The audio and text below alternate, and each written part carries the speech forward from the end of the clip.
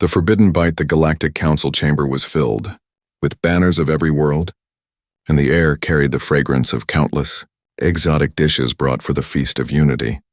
It was the tradition of this council that once every cycle, each species would share something of its own to symbolize peace and mutual respect.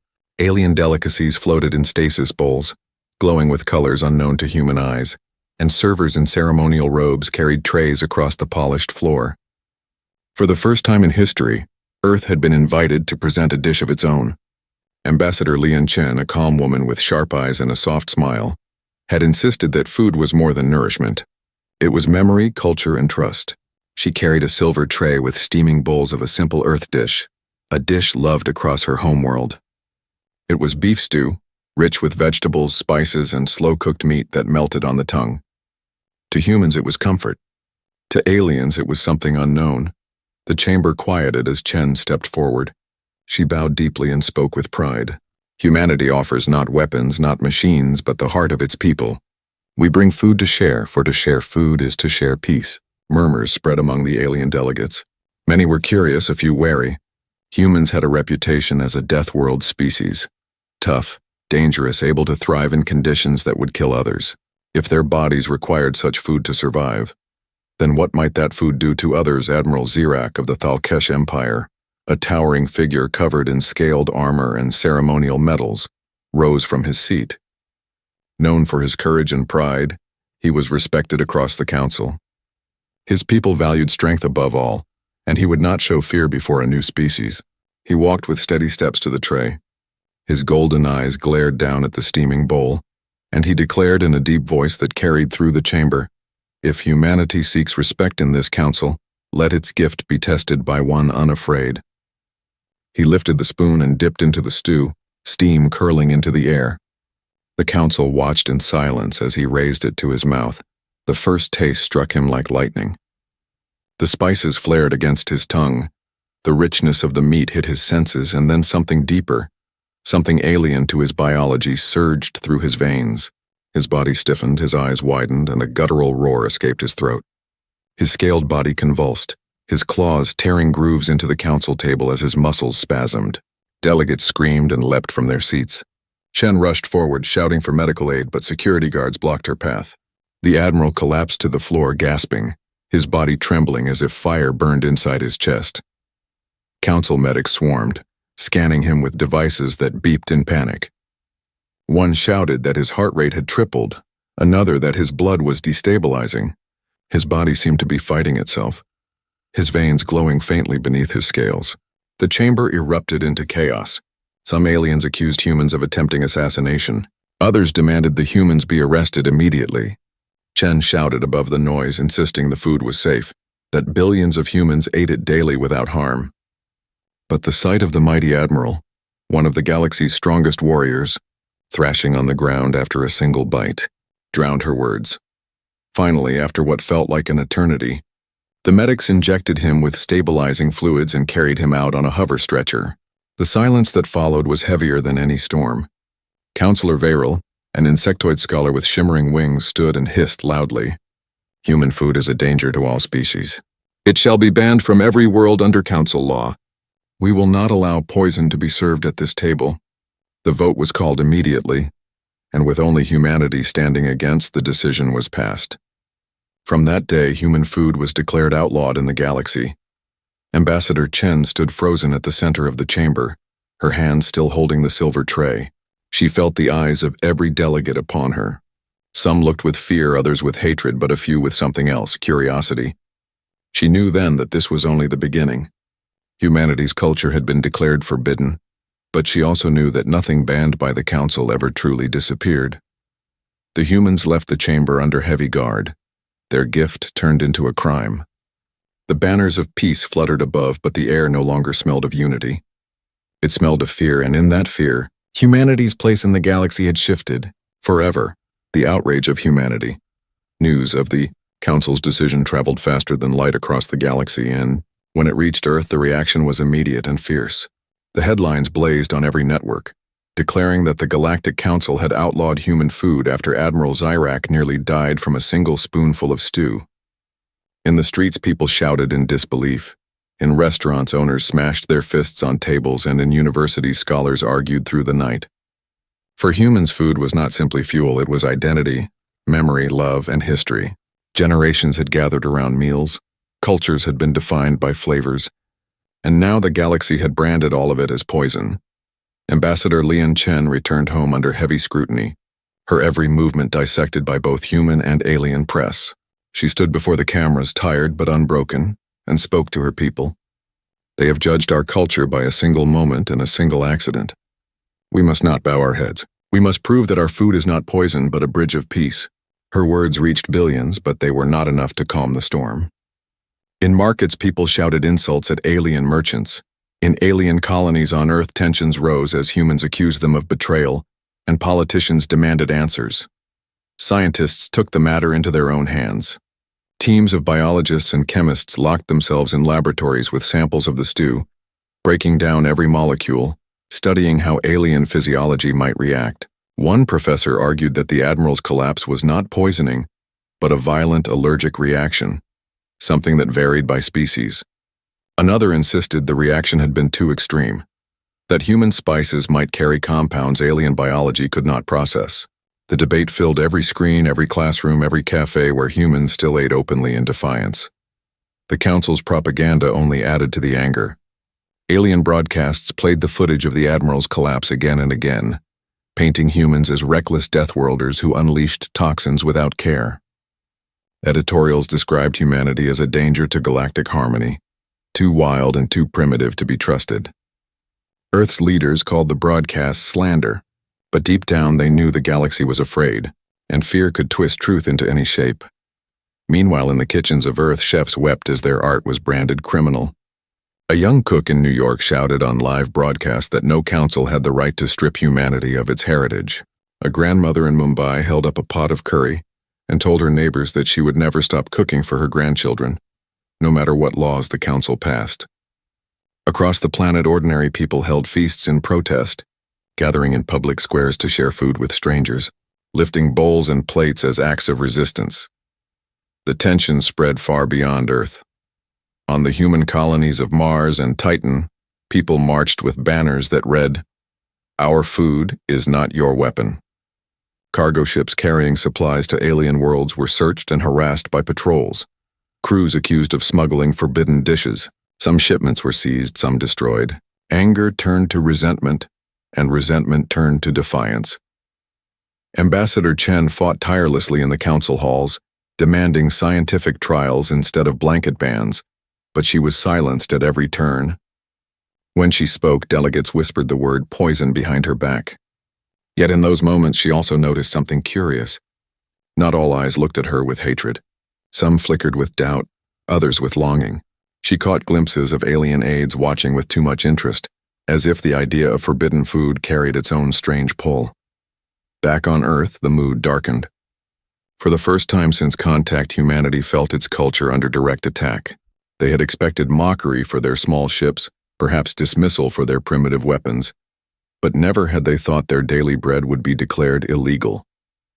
The insult cut deep, and in that wound a new determination began to grow. A group of young scientists at the Lunar Research Institute sent a message to the global network. They declared that if the Council feared human food, then humans must learn why, and the truth must be revealed to the galaxy. They called for volunteers to test dishes across a controlled group of alien physiology models. Thousands signed up, willing to risk their careers and reputations to defend the honor of their food. And beneath the surface, hidden from cameras and laws, the first whispers began, of those who would not obey the Council's ban. Whispers of alien travelers who still wanted to taste, who still wanted to know what humanity's meals felt like. Whispers of markets and smugglers, of fortunes waiting to be made. The Council might have declared human food forbidden, but in doing so it had given it a new power. Something rare, something dangerous, something desired. The outrage of humanity was only the beginning. The galaxy had tried to shame Earth, but instead it had lit a fire, and fires once burning are hard to control. The underground banquets. The Council's decree had been meant to end the matter, but instead it gave birth to something far more dangerous and alluring. Across the galaxy, whispers spread like wildfire of the strange human food that could topple a mighty Thalkesh admiral with a single bite. What was declared poison by the law became temptation in the minds of many.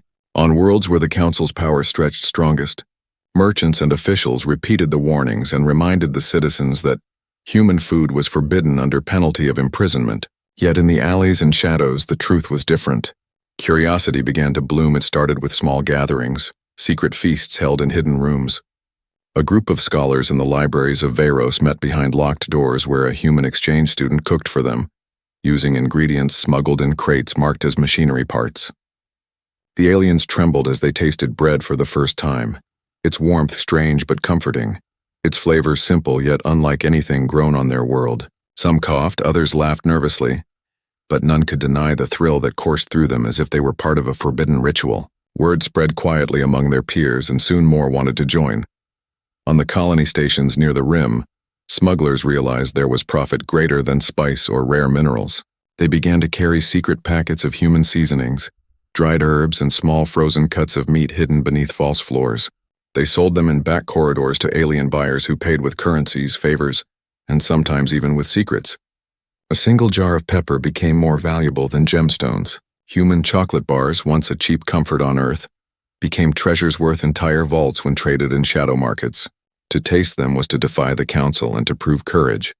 Ambassador Chen heard rumors of these banquets through back channels, and though she did not condone them, she also did not move to stop them.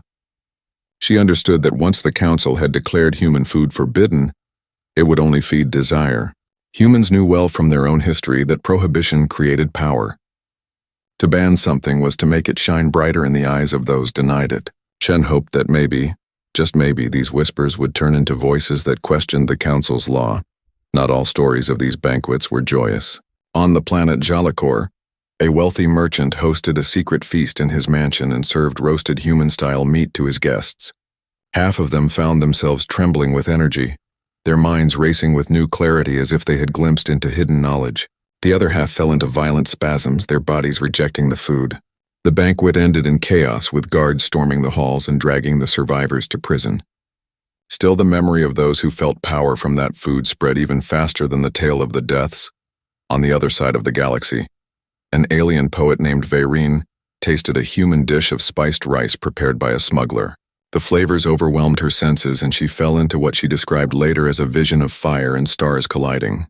Inspired, she wrote a collection of verses that spread through the underground channels. Her words spoke of human food not as poison but as a key, something that unlocked doors hidden within alien minds. Though her work was banned publicly, copies were whispered from hand to hand, and her verses made human food into legend. The Council attempted to crush these gatherings.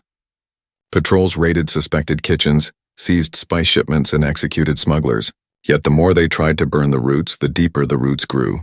On spaceports, hungry travelers whispered to each other and passed coded signs, a glance here, a phrase there, to signal that they sought the forbidden taste. In the shadows, cooks lit small fires and served steaming bowls of stew or soup or bread, and aliens lined up trembling with both fear and hunger. For humanity, the situation was both humiliating and strangely empowering. Their culture had been slandered, yet now their food traveled farther than their ships ever had. Smugglers who once ignored Earth now sought alliances with human traders. Colonists who once felt overlooked suddenly found themselves gatekeepers of the most desired contraband in the galaxy. What was meant as a punishment had become a seat of influence, and in the council chambers the whispers could no longer be ignored. Reports of black markets arrived daily. Delegates argued and shouted, some demanding harsher punishments while others secretly requested private meetings with human envoys. Beneath the polished words lay a growing truth. The ban was failing, and the allure of human food was only growing stronger. Humanity, without lifting a weapon, had begun to spread its culture deeper into alien hearts than any speech or treaty could have managed. The underground banquets were no longer simply acts of rebellion. They had become a movement, a shadow revolution carried on the scent of spices and the taste of bread. The galaxy had tasted humanity, and it would never be the same again. The Admiral's recovery and revelation, Admiral Zirak, lay in the medbay of the Thalkesh flagship, orbiting high above the Council world. His body wrapped in tubes that pulsed with light as the machines fought to stabilize him. Days had passed since the incident, Yet the image of his collapse still played endlessly across every network. To many in the galaxy, he was now a symbol of human recklessness, the mighty warrior humbled by a single spoonful of stew. But within his chambers a different truth began to unfold. Though his body had suffered agony, his mind remembered something else, something that would not fade. He recalled the moment the stew touched his tongue. There had been fire, yes, but not only fire. There had been clarity. His heart had surged beyond its limits, yet with that surge had come a vision of sharpness, as though every detail of the world had been carved in crystal. For an instant he had felt his strength magnified, his instincts awakened to a level beyond anything his kind had known. It had been too much for his body, but it had also shown him what might be possible. Now, as he lay strapped to machines, he whispered to himself that it was not poison. It was power doctors hovered around his bedside, recording his vitals and muttering about unstable chemistry. They recommended rest. They recommended abandoning all thought of human food. They spoke of danger and warned him to never again let such substances near his blood. But Zirak, proud and relentless, dismissed their words. When he was alone, he clenched his claws and tested his limbs. He felt different, stronger. His muscles carried a subtle tension, as if something new had been unlocked inside him. He would not admit it to the council, but he knew he had tasted something rare and extraordinary. Word of his slow recovery reached the galaxy, and with it came a new wave of rumors. Some said he was still near death. Others claimed he had been permanently scarred. A few whispered that he had become stronger, that he had survived not in spite of the human food but because of it. These whispers traveled fast to the very smugglers who now ran the underground banquets.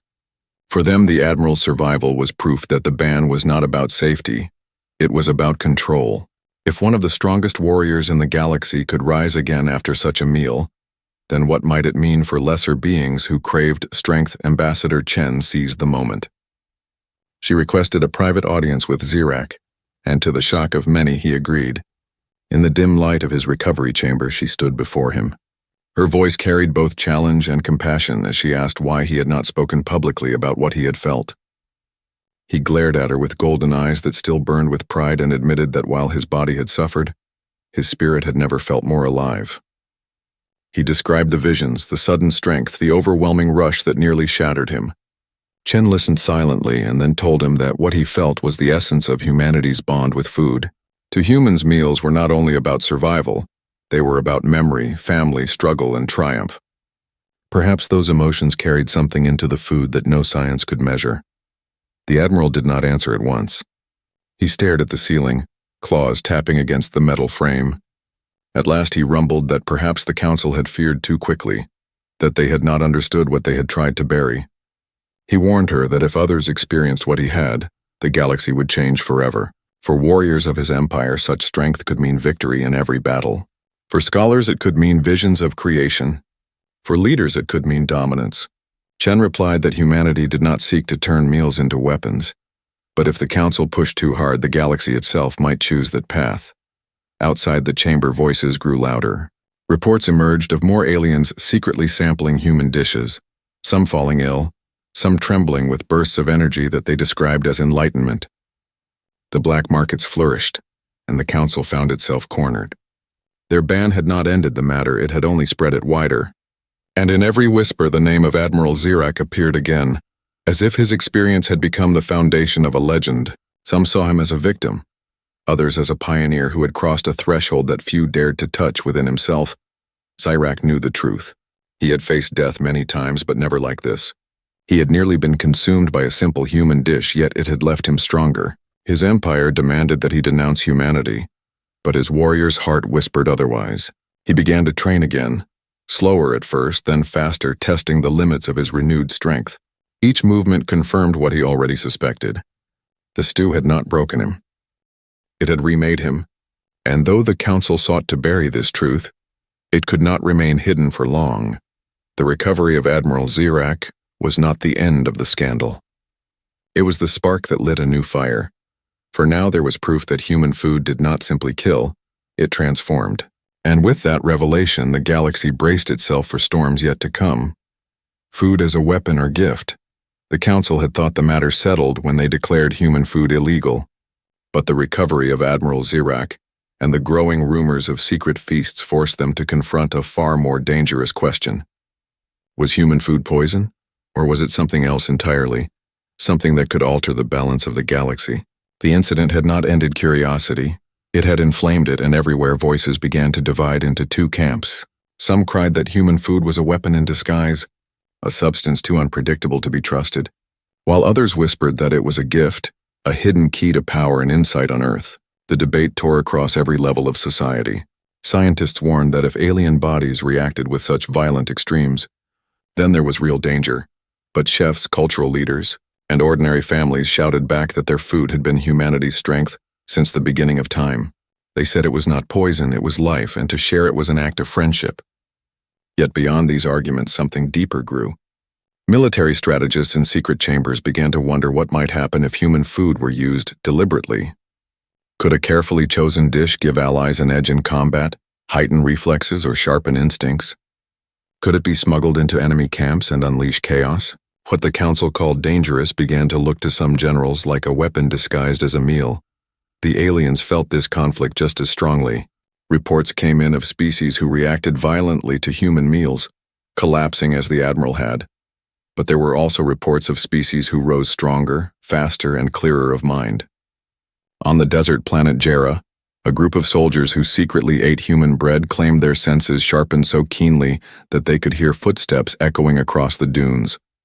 On the waterworld Tynel, scholars who tasted human fruit described visions of long-forgotten history, as if the flavor had unlocked memories buried in their blood.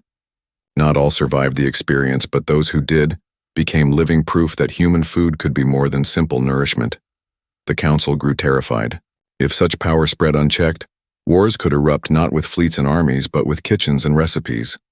Delegates began to argue not just about banning food, but about banning humans themselves. To them, Earth had become a threat no less dangerous than a fleet of warships. And yet behind closed doors, some delegates secretly craved the forbidden taste. They sent their aides into the shadows to find smugglers. They paid fortunes to sample dishes that might one day give their people an advantage. Publicly, they condemned humanity. Privately, they indulged in its flavors. Ambassador Chen saw what was happening, and it weighed heavily on her. She had always believed food was a bridge, a way to bring species together. But now she watched that bridge turn into a battlefield. She pleaded with the council for controlled studies, for open dialogue, but her voice was drowned by fear.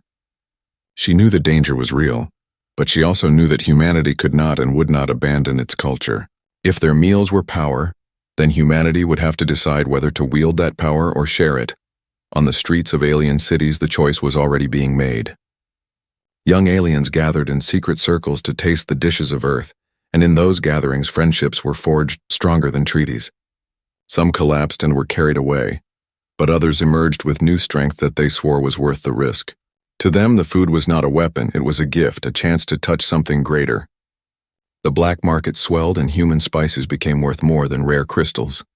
The council's fear only deepened as their laws were mocked openly by those who dared to eat. Meanwhile, Admiral Zirak trained in silence, his body renewed, his mind sharper than before. He knew what he had felt in that moment of agony. He had glimpsed a strength his people had never known, and he also knew that if others discovered the same, no council law would be able to contain it. He faced a choice of his own: to denounce humanity and keep the secret buried, or to speak the truth and unleash a storm that could never be controlled. Humanity stood at the edge of a precipice. Their food had become both feared and desired, condemned as a weapon yet hungered for as a gift. And in the shadows of council chambers, in the kitchens of smugglers, and in the heart of Admiral Zirak, that choice loomed larger with each passing day. The galaxy was beginning to realize that Earth's greatest weapon was not its ships or its soldiers, but the meals its people cooked with love and memory. The council trial, the great chamber of the Galactic Council, had seen many storms in its long history, but none like the one that erupted when the matter of humanity's food was brought formally to trial. The galleries overflowed with spectators. Delegates argued before the proceedings even began, and the press of 100 worlds lined the walls, eager to capture every word. At the center stood Ambassador Lian Chen, her face calm though her heart beat heavy in her chest. Humanity had been summoned not as a partner but as an accused species. The council wished to decide whether Earth's culture itself would be stripped away. The High Speaker called the chamber to order and the accusations began.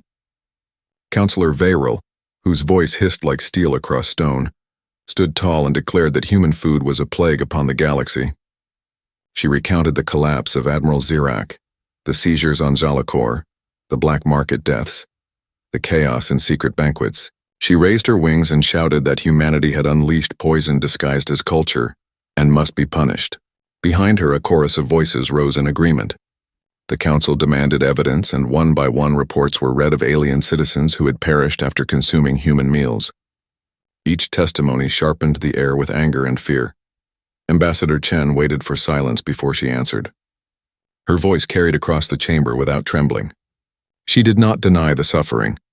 She did not claim that human food was harmless to all.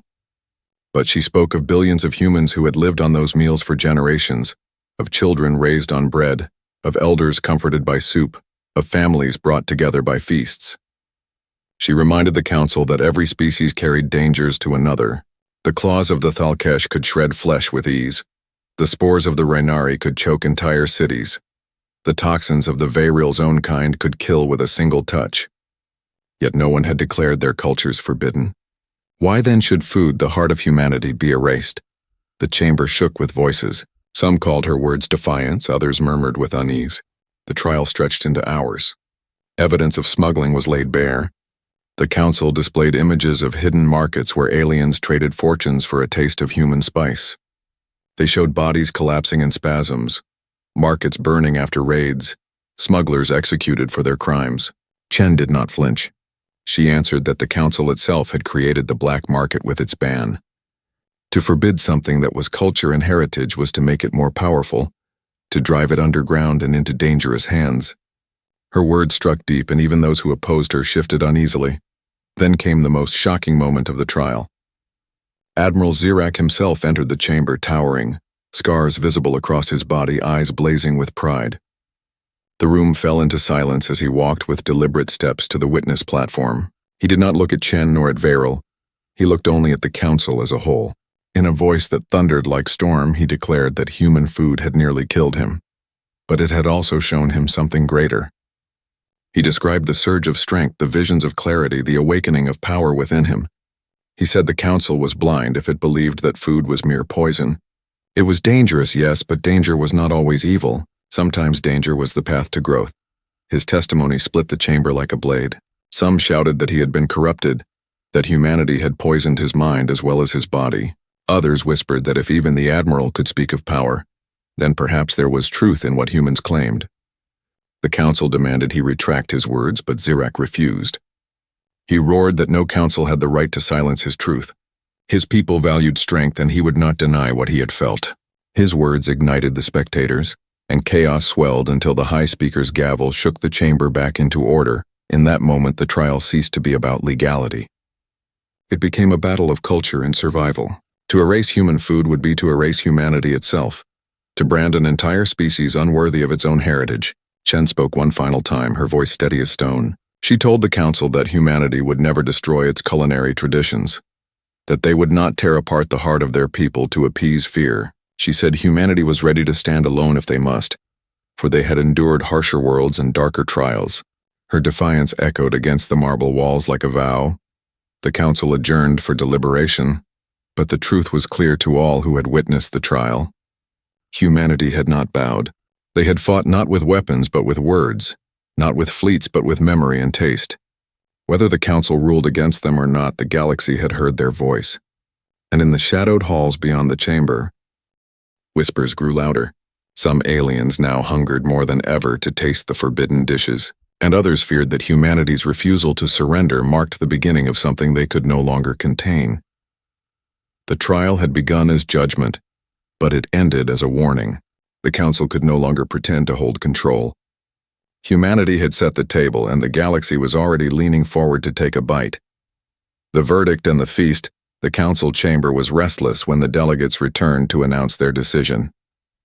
Every seat was filled, every gallery was crowded, and every world listened through streams and broadcasts. The high speaker's voice was heavy as he declared that humanity's food remained outlawed. He said the evidence of danger was undeniable, and that to protect the galaxy the ban must stay. Yet even as he spoke, there was no triumph in his words. The chamber trembled with dissent, with whispers and side glances, with unspoken doubt. The trial had not ended the matter. It had only revealed how deeply the galaxy had already been divided. Ambassador Chen stood at the center, her face unreadable. She had known the verdict before it was spoken, yet she also knew that words alone could no longer turn the tide. She had one final act prepared, a risk that could either destroy humanity's standing forever, or prove to the galaxy that their culture could not be erased. At her signal, aides entered the chamber carrying trays covered in silver lids. The delegates shouted in alarm, demanding security, but Chen raised her voice and silenced the chamber with sheer conviction. She declared that if the council wished to see humanity's truth, then they must see it not in reports, not in propaganda, not in whispers, but with their own senses. The lids were lifted and the fragrance of freshly cooked human dishes filled the air. Bowls of stew steamed with rich aromas. Loaves of bread gleamed golden. Fruits shone bright and spices danced like fire. The scent spread through the chamber and even the most hostile delegates could not hide their curiosity. Chen invited them to partake.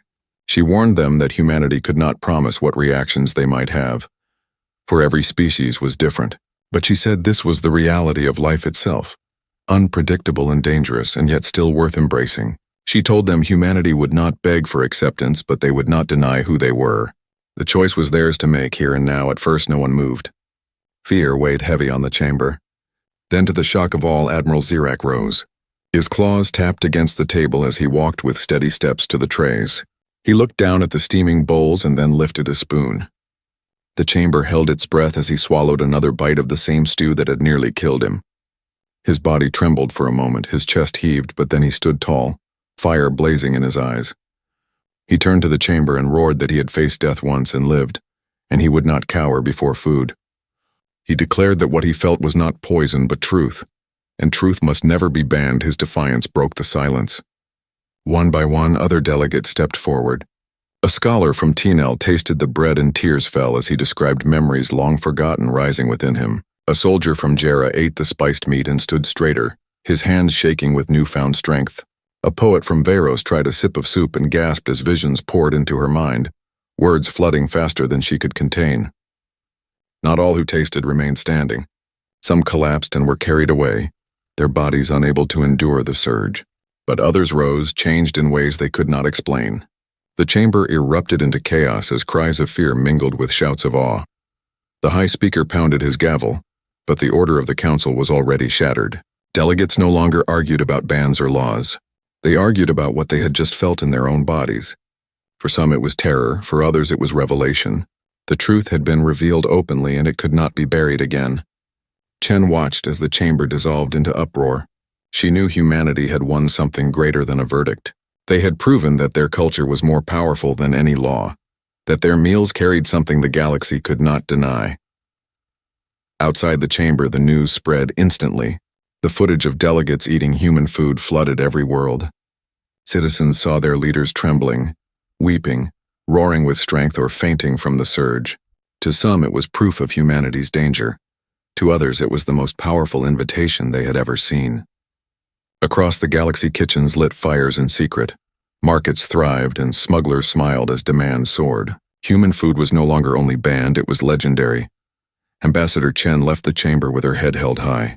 She did not know what future awaited, whether the council would tighten its grip or whether new alliances would form around humanity's culture. But she knew one thing with certainty. The council had tried to erase them and failed. Humanity's spirit had been served in bowls and bread, and the galaxy had tasted it with their own tongues. No decree could silence that. In the end, the council's attempt to outlaw human food had only made it stronger. It had become both weapon and gift, feared and desired, curse and blessing. And humanity, for the first time since joining the galactic stage, understood the weight of what they carried. Their fleets were small, their weapons modest, but their culture was fire, and that fire had now spread beyond control. The galaxy had been changed forever by a single bite, and it would never turn back. The verdict and the feast, the chamber of the Galactic Council, had never felt so heavy with silence as the delegates returned to deliver their ruling. Every being present knew the decision was less about food and more about whether humanity would be allowed to stand as itself. The High Speaker raised his hands and declared in solemn voice that the ban would remain, and that human food was too dangerous for the galaxy. The words echoed through the chamber, but they were followed not by applause or agreement but by unease. The council had spoken, yet doubt clung to the walls like smoke. Ambassador Chen had expected this outcome, and she had not come unprepared. She stepped forward, and with a calm that hid her racing heart, she gave the council one last chance to witness the truth. At her signal, attendants entered carrying trays covered in silver lids. The scent of the dishes already slipped into the air, rich and warm, pulling at the senses of every alien present. Delegates shouted in protest and guards moved to block the path, but Chen raised her voice above them. She declared that humanity would not deny its nature, that their food was not poison to them, that it was life itself, and if the council wished to see it destroyed, then they must see it first with their own eyes and their own bodies. The trays were uncovered, and the fragrance washed over the chamber like a tide. Bowls of stew simmered, bread glistened golden, fruit shone bright, spices rose sharp and sweet. For a long moment no one moved, caught between fear and desire. Then Admiral Zirak, scarred yet unbowed, rose from his seat. His heavy steps echoed as he crossed to the trays. He lifted a spoon and once more tasted the stew that had once brought him to the edge of death. His body shuddered and his eyes blazed, and with a roar he declared that this was no poison. It was truth, and truth must never be forbidden. His defiance broke the stillness. A scholar from Tinel reached forward to tear a piece of bread, and tears ran down his face as he described forgotten memories stirred awake.